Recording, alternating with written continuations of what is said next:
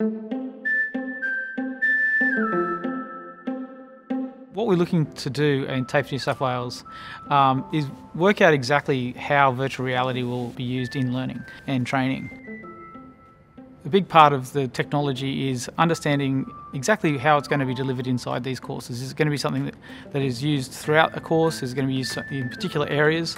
We see the technology being supplementary to practical training. In the TAFE New South Wales Digital Lab, we're very passionate about where virtual reality can sit in an organisation like ours.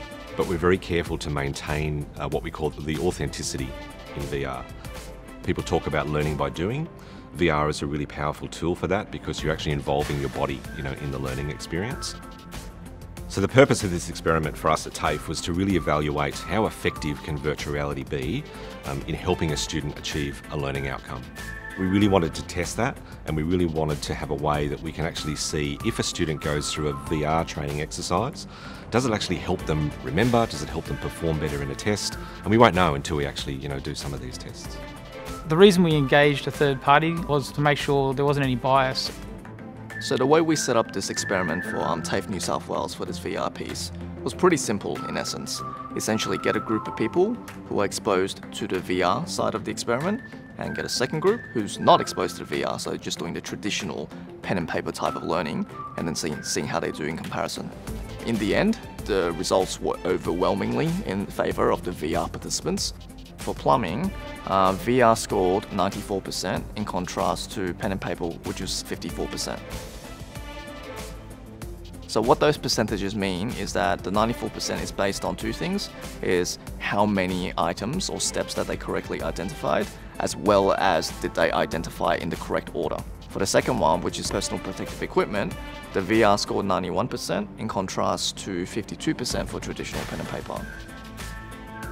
So for that particular scenario, it was based on how many different items that they managed to correctly identify, and the score is just directly based on that. And the same goes for welding. The score was 85% for VR in contrast to 59% to traditional paper. Look, we're really happy with the results of the testing of the VR prototypes that we've rolled out.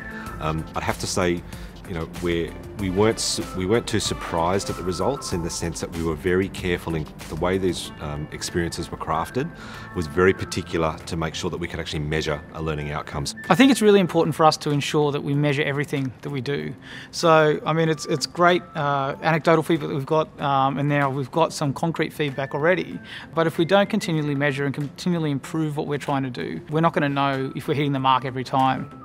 So it's important to remember that the testing that we've just finished for the initial prototypes was really phase one, of our approach. And I think as we move to the next phase of our exploration here, really looking forward to, increasing the scale of the testing as well. I see the future of VR in TAFE New South Wales being an open opportunity. I think there's a lot of scope for what we can do.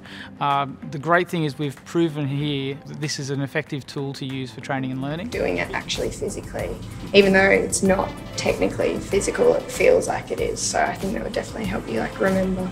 Memorizing is my weakness. Right, okay. But if I'm doing it, let's say firsthand, that's actually pretty good. I'm going to remember that.